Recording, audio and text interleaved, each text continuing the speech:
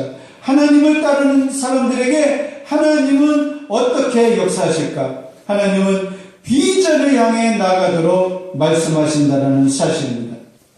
하나님은 아브라함에게 고향과 친척 그리고 아버지 집을 떠나면 새로운 땅을 주실 것을 약속하시고는 아주 커다란 꿈을 심어주셨어요. 너로 큰 민족을 이루고, 그뿐만이 아니죠. 너를 내게 복을 주어 내 이름을 창대하게 하리니. 오늘 상황으로 보게 된다면 우리의 영향력이 아주 커지고 또 우리의 이름이 온 세상에 알려지게 된다는 것이죠. 하나님은 아브라함을 통해 큰 민족을 이루려고 하셨다는 것이죠. 하나님이 이 아브라함에게 복을 주신다는 거예요. 아브라함이 이 하나님의 복을 받아 그 이름이 온 세상에 퍼지게 된다라고 하나님이 말씀하셨어요. 자, 어떻게 아브라함이 자신이 지금까지 쌓아놓은 이 삶의 기반을 다 포기하고 그 길을 떠날 수 있었을까요? 바로 하나님이 아브라함에게 비전을 향해 나가도록 말씀하셨기 때문이다라는 것이죠. 자, 아브라함의 아버지 데라를 한번 볼까요? 성경학자들은 하나님께서 아브라함에게만 갈대아우르에서 부르신 것이 아니라 아브라함과 데라에게 이 약속을 주어졌고 이 약속의 땅을 향하여 떠나라고 명령하셨다는 것이지. 그런데 데라는 중간에 하란에 머물렀어요.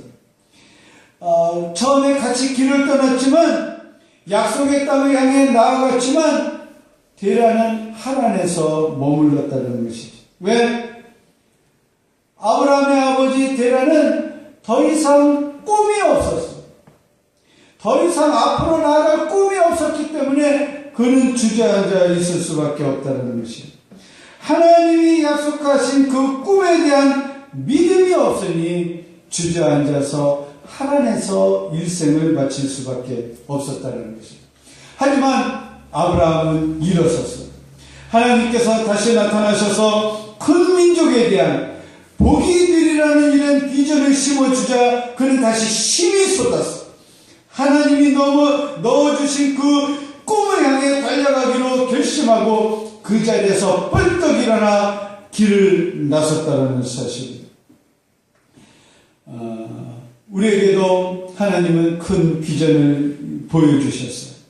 하나님이 우리에게 주어진 이 비전은 아브라함에게 큰 민족이 되리라고 약속하신 것처럼 그런 큰 민족이 된다. 그렇다면 대형 교회를 이루게 될 것인가? 그 이름이 온 세계에 내 이름이 창대하게 된다. 그러면 내 이름이 온 세상에 알려지게 되는 것일까? 그 꿈이 이루어지게 된다면 하나님 앞에 감사한 일이죠. 그러나 대형 교회를 이루려고 하는 그 꿈이 아니라 내 이름이 세상에 알려지는 그 꿈이 아니라 우리에게는 일치의 비전을 주셨다는 것이죠.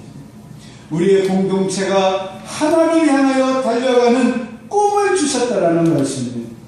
사역의 초반 때부터 줄기차게 외쳐왔던 이 어린이 사역에 대한 중요성을 공동체 모두가 깨닫게 된 것도 하나를 향한 꿈을 주셨기에 가능하다는 사실입니다.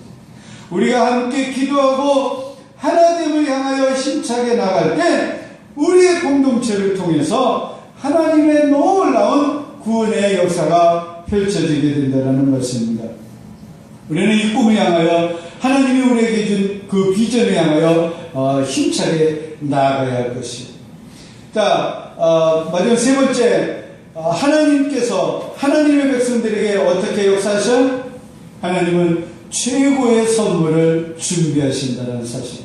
3절의 말씀 같이 읽겠습니다. 시작. 너를 축복하는 자에게는 내가 복을 내리고 너를 저주하는 자에게는 내가 저주하리니 땅의 모든 족속이 너로 말미암아 복을 얻을 것이니라 하시니라. 아멘.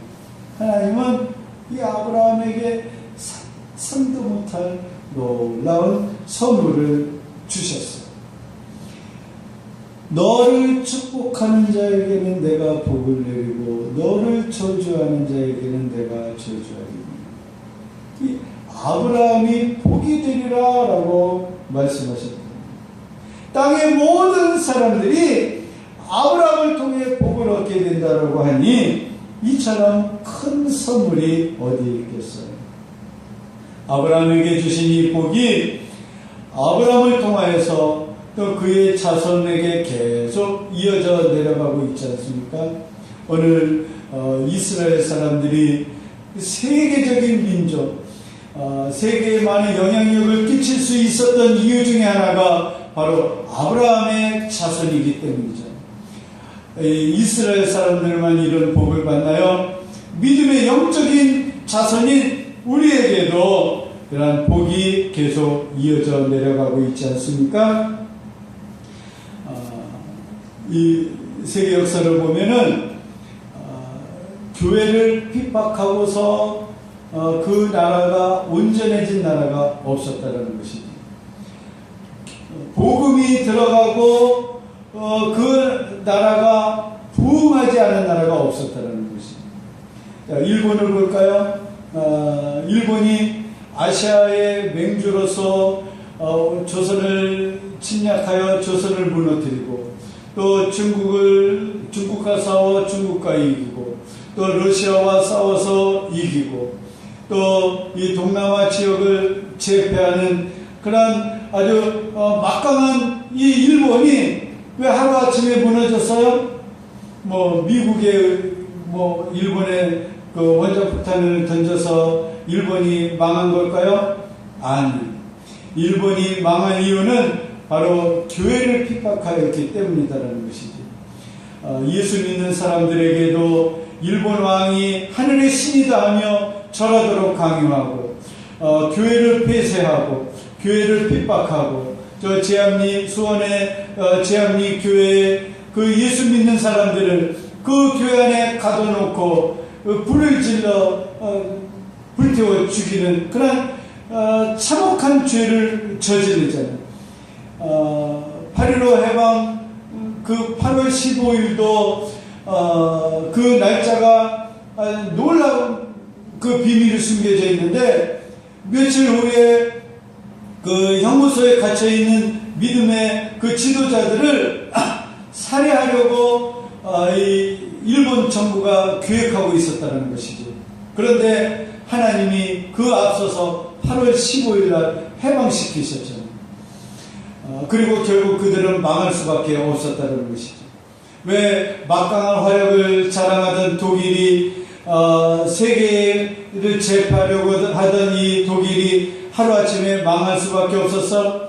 히틀러가 교회를 핍박하자 결국 그는 망할 수밖에 없었다는 사실입니다. 아브라함에게 주어진 이 최고의 선물이 믿음의 자녀인 오늘 우리에게도 내리고 있어요. 우리는 영적인 아브라함의 자손입니다. 하나님은 우리에게도 복을 주셔요. 우리에게 필요한 것은 믿음으로 하나님의 약속을 바라보는 것이에요. 믿음으로 나가게 될 때 우리가 상상 못할 풍성한 복을 우리가 얻게 된다는 사실입니다. 대낮처럼 하나님에 머물러서는 하나님께서 준비한 은혜를 맛볼 수 없습니다. 때로는 약속의 땅을 지나쳐서 애국까지 내려갈 수도 있어요. 하지만 걱정할 필요가 없다는 것이지 하나님은 다시 되돌려서 약속의 땅으로 인도하시기 때문입니다. 우리의 믿음의 여행길이 하나님과 함께 있음을 늘 기억하면서 하나님과 함께 동행함을 믿으며 우리는 나아가야 할 것입니다. 우리의 인생의 최종 목적지는 대형교회를 이루거나 내 이름이 크게 되거나 권세를 누리거나 또 사람들에게 영향력을 끼치는 게 내 인생의 최종 목적이 아니에요. 내 인생의 최종 목적은 하나님의 나라입니다. 하나님께서 그 나라를 우리에게 약속하셨어요.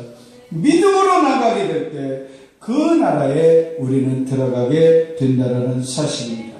주저하지 말고 포기하지 말고 주님이 준비하신 그 나라에 우리 모두 들어가는 우리 모든 믿음의 백성들이 되기를 간절히 바랍니다. 기도하겠습니다.